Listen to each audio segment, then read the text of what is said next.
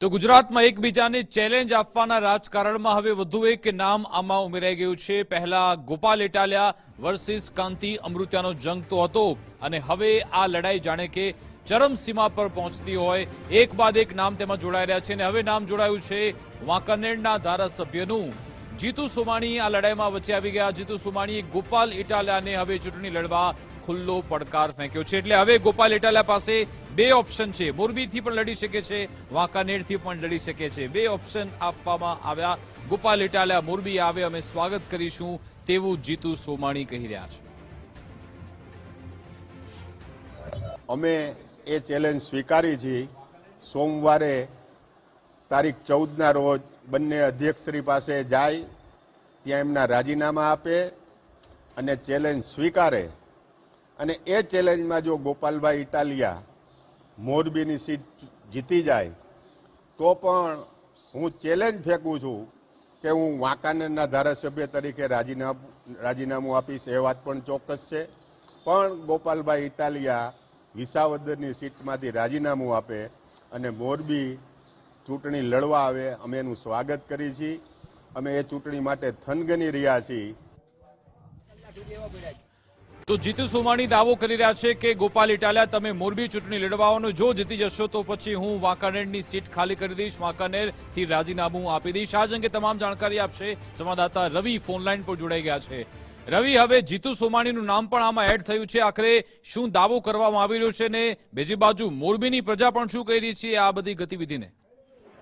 બિલકુલથી જે પ્રકારે વાત કરીએ તો જે રીતે 2 દિવસથી આ મોરબીના જે રાજકારણની અંદર ગરમાવો આવ્યો છે, જે મોરો આવ્યો છે, તેને લઈને હવે કહી શકાય કે વાંકાનેર કુવાડવાના ધારાસભ્ય જે જીતુ સોમાણી છે તે પણ મેદાને આવ્યા છે અને કાંતિલાલ અમૃતિયાના સમર્થનમાં અત્યારે તેમને વિડીયો મારફતે સંદેશ છે તે સંદેશ આપ્યો છે કે વાંકાનેર જે ધારાસભ્ય જીતુ સોમાણી છે તેમને જે ગોપાલ ઇટાલિયા છે તેને ચૂંટણી જીતી જાય તો જીતુ સોમાણી છે તે વાંકાનેર ધારાસભ્ય પદેથી રાજીનામું આપવાની ચેલેન્જ છે તે ચેલેન્જ ફેંકી છે અને સાથે સાથે કહી શકાય કે જે વિસાવદર બેઠક છે ત્યાંથી તેઓ રાજીનામું ધરી અને મોરબી ચૂંટણી લડવા આવે તે વાતને ઉલ્લેખ છે તે ઉલ્લેખ કર્યો છે। સાથે સાથે આ ચૂંટણી માટે જીતુ સોમાણી છે તે થનગની રહ્યા છે અને કાંતિલાલ અમૃતિયાને કહી શકાય કે સમર્થન માટે અત્યારે જીતુ સોમાણી મેદાને આવ્યા છે અને જે ગોપાલ ઇટાલિયા છે તેમને ચેલેન્જ છે તે ચેલેન્જ ફેંકી છે કે તેઓ મોરબી આવે અને બંને પહેલા રાજીનામું ધરતી અને પછી જે મોરબી બેઠક છે તે મોરબી બેઠક ઉપરથી ગોપાલ ઇટાલિયા અને જે કહી શકાય કે કાંતિલાલ અમૃતિયા છે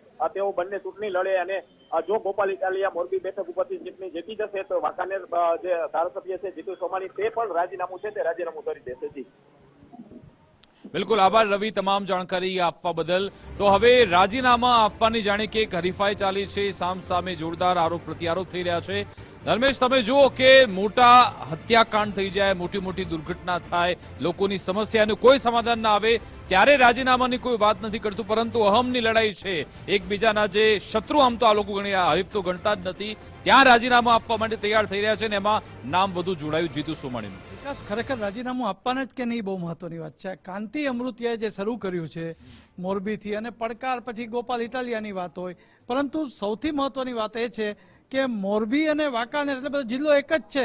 હવે તો બીજી મોરબીની કોઈ બીજી સીટ પડદરી ટંકારાવાળા પર કહે છે કે રાજીનામું આપી દે, ગોપાલ ઇટાલિયા જીતે તો હું રાજીનામું આપી દઈશ, પણ મતદારોની સામું જરૂરી છે।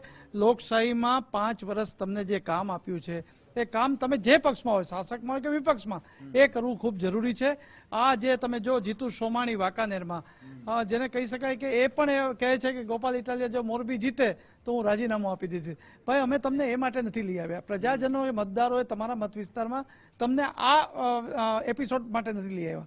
સૌથી વધુ તમે મોરબીમાં જો આજે પણ થાળી વેલણ સાથે રજૂઆત થઈ છે અમુક વિસ્તારોના, તો તમે લોકલ પ્રશ્નોનું મોટે ભાગે ચોમાસામાં વધુ લોકોને અસર થતી હોય તો એના માટે તમારે અધિકારી સાથે સંકલન કરવું છે। એને બદલે તમે જેમ કીધું એમ કોઈ આઘાતમાં રાજીનામું આપવું એવું નથી। જે અગાઉના ભૂતકાળમાં રાજકીય એવો થતા, કોઈ ટ્રેન એક્સિડન્ટ થતા તો રાજીનામું આપતા, મોતથી રાજીનામું આપતા। હવે આજે તમે 21 કે 20નો આંકડો પહોંચી ગયો પાદરાવાળો જે આપણે બ્રિજનો, અને ત્યાં નહીં પણ અત્યારે ગોપાલ ઇટાલિયા વાળો મુદ્દો છે, એમાં રાજીનામા હજી કદાચ પડદરી ટંકારાવાળામાં આવશે। એટલે કાંતિભાઈને સારું લગાડવા માટે કે કોઈ એપિસોડ ભજવવા માટે, અને પ્રદેશ તો અજાણ જ છે આમાંથી, તમે જુઓ માત્ર મોરબી અને સૌરાષ્ટ્ર અજાણ નથી પણ મૌન છે, મૌન અજાણ જ કહી શકાય, મૌન છે। પણ વસ્તુ આ છે કે આ રાજીનામાના નાટક બંધ કરવા જોઈએ અને એને બદલે પ્રોપર મતદારોનું જે સૂચિ માટે તમારે કામ હોય, સમસ્યા હોય, એને માટે કંઈક માર્ગદર્શક રૂપ તમારે એસઓપી ઘડવી જોઈએ. બિલકુલ. અને આમાં મોરબી અને વાંકાનેરની જે પ્રજા છે એમણે પણ આમાં જાગૃત થવું જરૂરી છે કે તમારા ધારાસભ્યો આખરે કઈ દિશામાં, કઈ લાઈનમાં જઈ રહ્યા છે. તમે હરીફાઈ જો તમારે કરવી જ હોય તો તમે વિકાસ કાર્યો માટે હરીફાઈ કરો ને કે ભાઈ અમારા વિસ્તારમાં આટલા સમયમાં હું રોડ રસ્તા બનાવી આપીશ, આટલા સમયમાં હું સમસ્યા દૂર કરી આપીશ, અને પછી ગોપાલ ઇટાલિયાને પડકાર ફેંકો કે ભાઈ વિસાવદરમાં તું પણ કામ કરી બતાવ, અને જે સૌથી પહેલા કામ કરી બતાવશે સામેવાળો પછી રાજીનામું આપી દે. આવી હરીફાઈમાં ઉતરો.